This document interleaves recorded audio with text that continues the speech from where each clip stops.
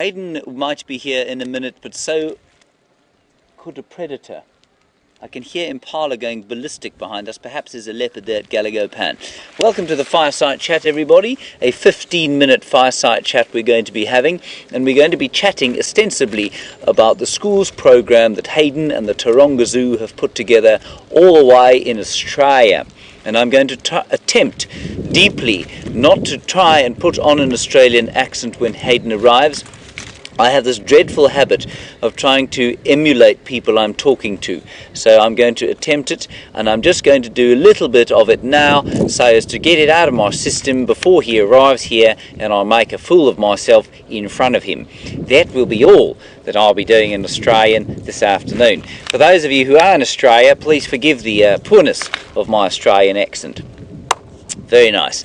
Okay, what an unbelievable drive we've had today. Incredible on-foot stuff. We weren't going to go out on foot, of course. It was going to be just a nice sort of two drives, one hoping to find lions, one hoping to find leopard. And, well, that did happen, but one of us, of course, was on foot. And I would urge you, any of you who are thinking about coming out to Africa on a safari, if you can include a walking safari, I promise you now you won't regret it. You don't have to be very fit, you don't have to be a great survivor man, you don't have to be a special forces operative. You've just got to be able to put one foot in front of the other for a couple of hours at a time, and you can come on the most unbelievable trips. Because I promise you now, even though we get much better views of these animals in the vehicles, and the vehicles are an extremely important part of what we do, to do a walking safari and see lions on foot like we saw them, to see elephants like that on foot, even though they're a long way away from where we are, I promise you it touches something very deeply within your soul. And it was a profound privilege, especially, like I said to you earlier, to walk with Herbert today. What a great joy that was. Hayden is just behind us now. So I think while he is making his way in, let's go and have a look at the clip that he's made for what he's going to be doing here. Take a look at this. Hi guys, my name's Hayden Turner. The next time I talk to you I'm going to be in Africa, but at the moment I'm right in here in Sydney's Taronga Zoo, where I currently work. I'm heading across to Africa to be a part of this fantastic program called Safari Live. We're going to broadcast live from Africa right into your very classroom. So get your teachers on board, look at all the links on this page and get connected. We're going to come to you, you're going to be getting on the biggest safari vehicle on the planet. I'll see you in Africa.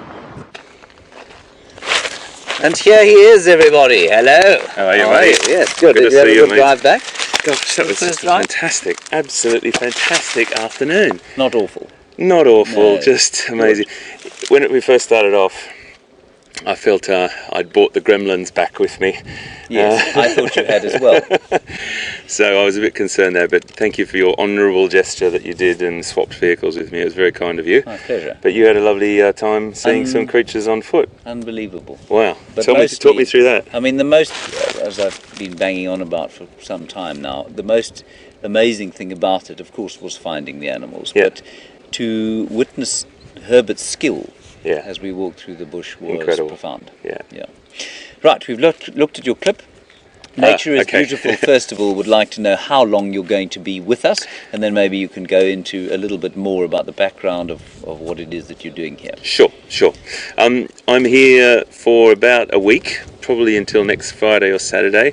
I'll probably have to leave Saturday, I can't quite remember the schedule.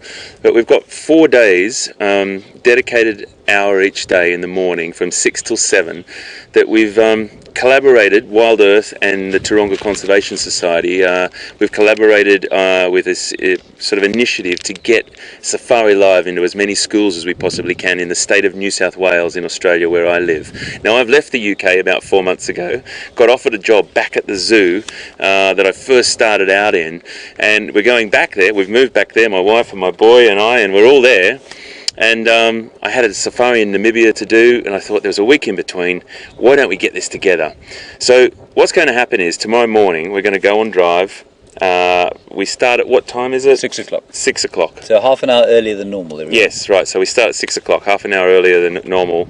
And from 6 till 7, that will be 2 to 3 in the afternoon in Australia. And the kids nearly 3,000 of them, mate. Nearly 3,000 students, and many of them that will never ever get this opportunity to see or experience this. We're going to give these kids an unforgettable, life-changing experience. We may flick the love nature switch in some little kids tomorrow. And we've got about 80 to 100 schools, I think. So Brilliant. Very excited, mate. And anything can happen. No script, as you just saw in the bush here in this incredible country. I'm so lucky to be here. Yeah. It's great to have you here. Now, Aaron in New Zealand, which of course is across the... Was that your Scottish accent? No, yeah, it was a sort of a Scottish accent. Sorry. I told you it would happen, everyone. I warned you, and it has happened. Aaron in New Zealand, I think you're somewhere around Wellington, if I'm not mistaken, but I might be wrong. Anyway, you're interested in... Sorry, I can't stop myself here. You want to know what the best thing about being back is from Hayden. The best thing about being back, Aaron, is this team. I have to tell you, working with these guys is an absolute experience. James will probably laugh about that experience in itself, because it is like coming back to a family. It couldn't happen without every individual in this team. But that combined, equally as important, this habitat in this particular place, Djuma, Arathusa, Cheetah Plains, and the surrounding areas that we are allowed to traverse is just such a special part of the world. I often used to think that I was born in the wrong country, you know. I love Australia so much, but South Africa, you guys have got one of the most beautiful countries on the planet. We think it's the most beautiful country, absolutely. It is a really great place. Now, Cheryl, you want to know about young Master Turner, and whether he is as interested in animals and conservation as you are. What are his interests? Master Turner, Jack Turner, yes, turned 10. Don't forget that, James, when you meet him. It's not 9 anymore, he's 10. He's 10, got it. Big 10. He is doing very, very well. He's slotted into school and sport very well in Australia. He is interested in animals. He's got a very, very caring soul about animals. I wouldn't say he's obsessed like his dad, which is great. You've got to let kids just be, and whatever comes out naturally for them. He's a typical little boy, Pokemon Go and everything else that goes with a little 10-year-old boy and kids. But, you know, when I do get him into the wild, and I do get him into places that have very, very special components to it, whether it's an experience or whether it's the wildlife, he does really get connected. Okay. And that is great. That's a great feeling for me, that's for sure. And then it's not only, I mean, there's a very special anniversary for your zoo. 100%, James. And what is that? Well, look, Taronga Zoo back in Sydney has been around for 100 years this October, so it's our centenary year, and it's a very, very important time for us.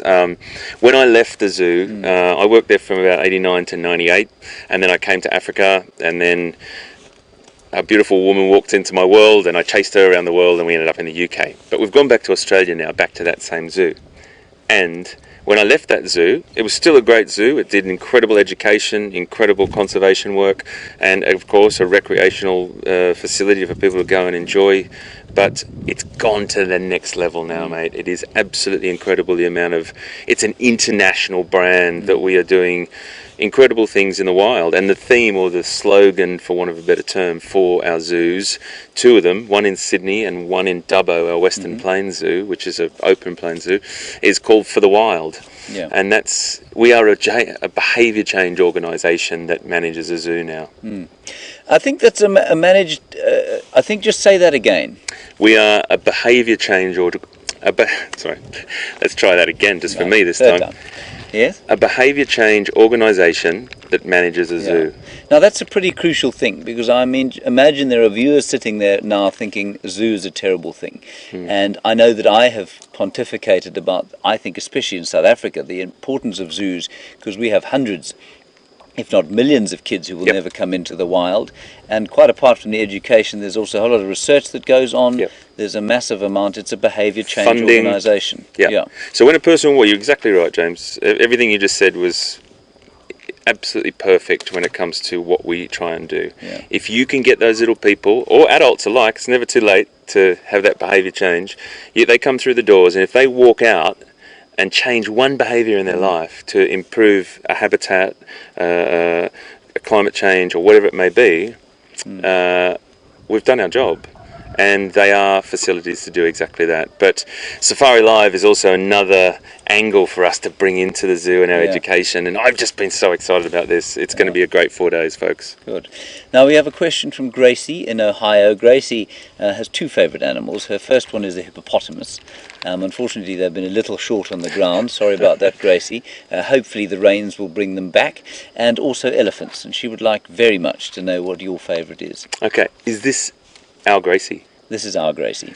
Gracie, how are you? So good to hear you. That's fantastic. Gracie, my favourite animals? It's a hard question, but I know... Let's split it. Can we split it into African animals and then maybe an Australian one? we could go all around the globe there. Giraffes are one of my favourite animals on the planet. There's no doubt about that. Giraffes are... I love. I've worked with them a lot. I've hand-reared a giraffe in a zoo. I was the daddy of a giraffe. I used to have to hold up a milk bottle for this giraffe to drink 15 litres, or how many is that? That's about... That's 3 gallons. 3 gallons 4 gallons. of milk a day. He was on at one point, and he was growing at a rate of knots. So giraffe are very important to me. Rhinoceros are very important to me. Elephant. Chimps and gorillas as well. But then I also love some smaller things too. I'm really, really into insects and small things like you are. We've had some fine times in the tent when we were up here on Big Cat Week, and just tiny little things like those stingless bees that had the little nest in the back of the giraffe skull. So Gracie, in a nutshell, everything but giraffes, rhinos, elephants, leopards, lions, cheetah, wild dog. I'll stop there. Great to hear from you. Thank you, Gracie. We'll stop him there. Now, Jeffrey, you say you agree that zoos are the most important, or play an incredibly important educational role, but you want to know if Taronga has leopards, because obviously leopards are very dear to the people here. How do they adapt? We don't have leopards, but you're exactly right. Zoos do play a very, very important role in conservation, and more so today than ever. So fantastic for highlighting that for us. We don't have leopards. It's just a species that we haven't got. I think some zoos have a tendency, or some of the better zoos in the world have a tendency to have species that occur in their region.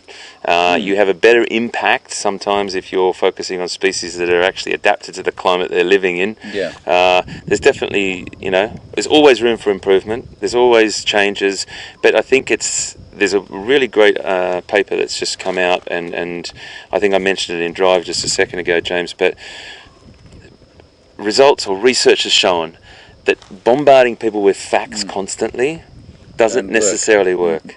The story, and that's why Safari Live and Taronga Zoo and all what we do, the story is king. And people follow that story. If they get on board with that story and follow that story, then you've got them. You've got them as they're your change agents. They're your soldiers in your army.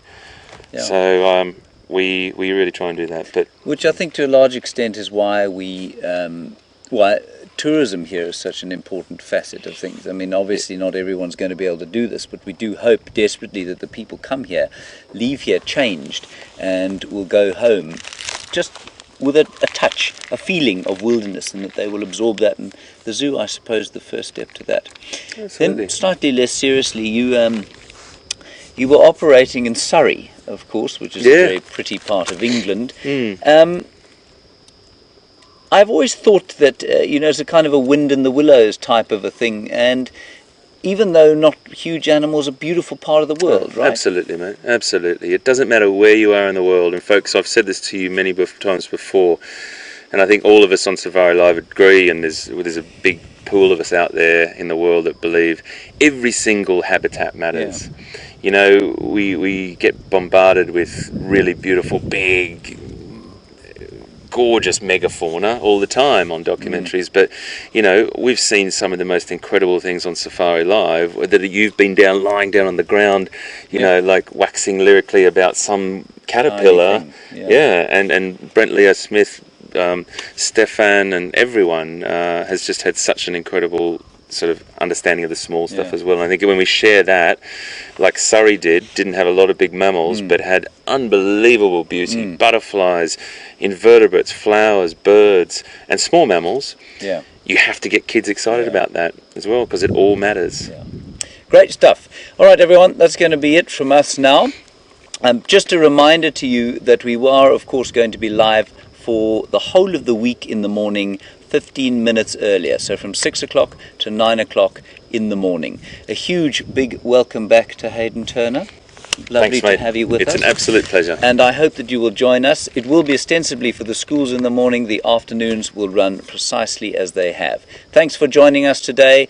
We'll see you tomorrow at 0600. Bye-bye. Thank